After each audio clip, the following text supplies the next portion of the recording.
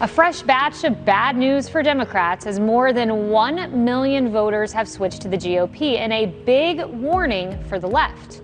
The Associated Press surveyed voter registration data and found that of the nearly 1.7 million voters who changed parties over the last year, some 2/3 went to the GOP, while 630,000 became Democrats.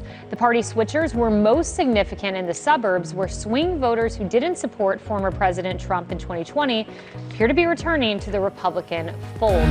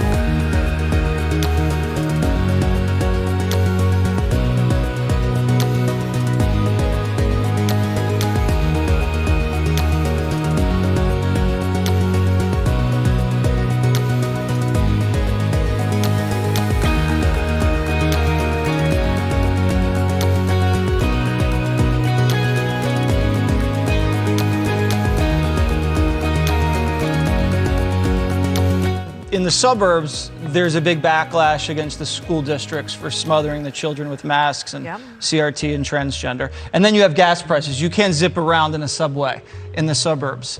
Everywhere you go, you have to fill up your tank. And then everywhere you turn, you see at a strip mall, you see $4.99 a gallon, $5.17 a gallon. It's like an attack ad against Biden on loop out there.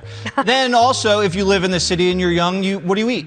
Slice of pizza, you order some Chinese food. If you're a young family in the burbs, you're going to the grocery store and dropping $300 a week. Interesting. You remember how much you used to eat when you were a teenager? You go through like a gallon of milk a day. Yep. And also baby formula. If you're in the city, you walk 10 blocks, you see a Walgreens, you see a CVS and a Duane Reade. If you're in the burbs, you drive into CVS, no formula, you got to get back in the car, another red light, you pull in, you got to find parking. It's aggravating, but mostly people love to gossip in the burbs. All right, this is not an ideological situation. You know, they vote the burbs for Bush, then they go to Obama, then they go to Trump, then they go back to Biden. It's word of mouth because the women talk, bring the school situation, the fathers go to the Little League situation, they start gossiping, and then they all get together as couples and they go out to dinner on Saturday night. And after what you talk about Netflix and what the kids are up to, you talk about how inconvenient and expensive life under Joe Biden is.